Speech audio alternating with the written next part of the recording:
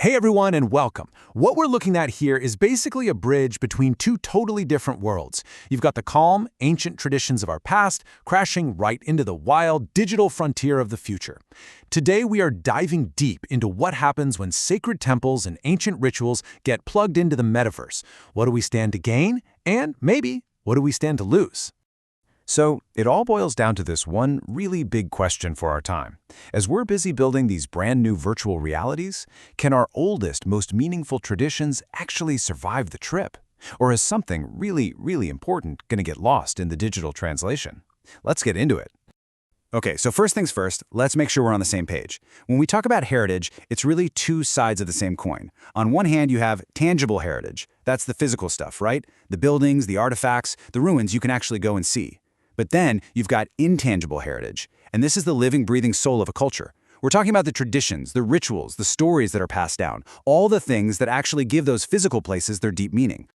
And look, we need to have this conversation right now, because the truth is, our shared history is way more fragile than any of us really think. Those stone temples, those ancient stories, they're literally disappearing right before our eyes. You know, cultural heritage isn't just a bunch of old stuff in a museum. It's the entire legacy. It's all the physical things and all the invisible ideas that a society gets from the people who came before. It's pretty much the soul of a culture, that collective memory that shapes who we all are today. To really see what I mean, just look at a place like Ayutthaya in Thailand. It was the old capital of Siam, and its incredible temple ruins, like Wat Yai Chamangkol, they aren't just a pile of ancient stones. No way. They are a physical anchor for centuries of Buddhist tradition. They hold this immense spiritual and historical weight. But the problem is, places like this and all the traditions tied to them are under constant threat. And yeah, we're talking about the obvious stuff, like wars and natural disasters. But there are also these slower, quieter dangers, like simple neglect and decay. And in our world today, globalization can sometimes just wash away local traditions as the old ways get forgotten. The clock is definitely ticking. This urgency is forcing people to look for some pretty radical solutions. And that's leading them to an unlikely place, the metaverse. The hope is that this new digital frontier might just offer a lifeline for our fading past. Now, I know metaverse is a huge buzzword, and it sounds complicated, but the basic idea is actually pretty simple. Just think of it like a permanent, shared 3D version of the internet. It's a virtual space where your avatar can walk around and interact with other people and other places, kind of blurring the lines between the physical and digital worlds. So how in the world do you get a whole ancient temple into the metaverse? Well, you create something called a digital twin. It all starts with super high-tech 3D scanning. We're talking drones, lasers, the whole shebang, to capture every single little detail of a real-world site. All that data then gets used to build this insanely precise digital model. And that model becomes the foundation for a totally immersive virtual reality experience. And this is where things get, honestly, kind of mind-blowing. This technology makes virtual pilgrimages possible. All of a sudden, someone who can't travel, for whatever reason, can walk the secret grounds of a Thai temple from their living room. It's like opening up culture to the entire world on a scale we've just never ever seen before. But, and this is a huge but, all this incredible power isn't without some serious risks. This tech is absolutely a digital double-edged sword, and it's forcing us to ask some really, really difficult questions about what's real and who's in control. The biggest fear is something called cultural distortion, and one expert really hit the nail on the head with this. It's what happens when a heritage site is copied poorly, and then people start adding fake meanings to it, basically turning a sacred place into just another cool-looking background in some random virtual world, totally stripped of its real context.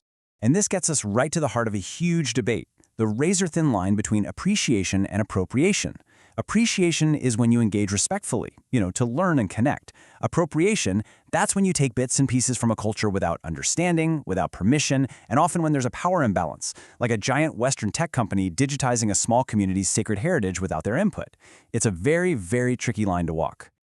And this just opens up a total minefield of questions with no easy answers. I mean, who owns the digital copy of a 1,000-year-old temple? Who even has the right to say, yes, you can make one? And when you build this virtual experience, whose version of history gets told?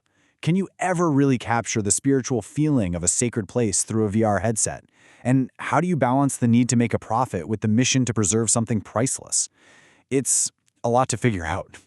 So you see, we're not just talking about technology here. These are really questions about the future of culture itself. This is our digital destiny we're talking about, and we've got to figure out how to navigate it really, really carefully. It feels like we're standing at a fork in the road, right?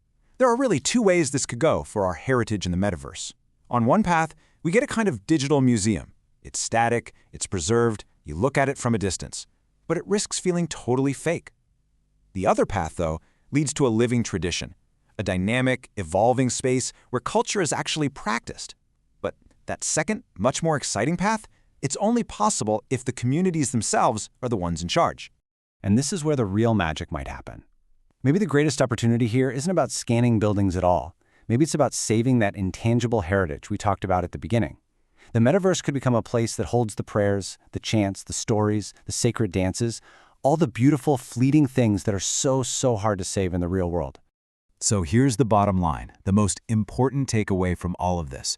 The technology is just a tool. That's it. Whether this whole endeavor succeeds or fails doesn't depend on how good the 3D scan is. It depends entirely on deep, respectful collaboration with the local communities, because they are the true guardians of these traditions.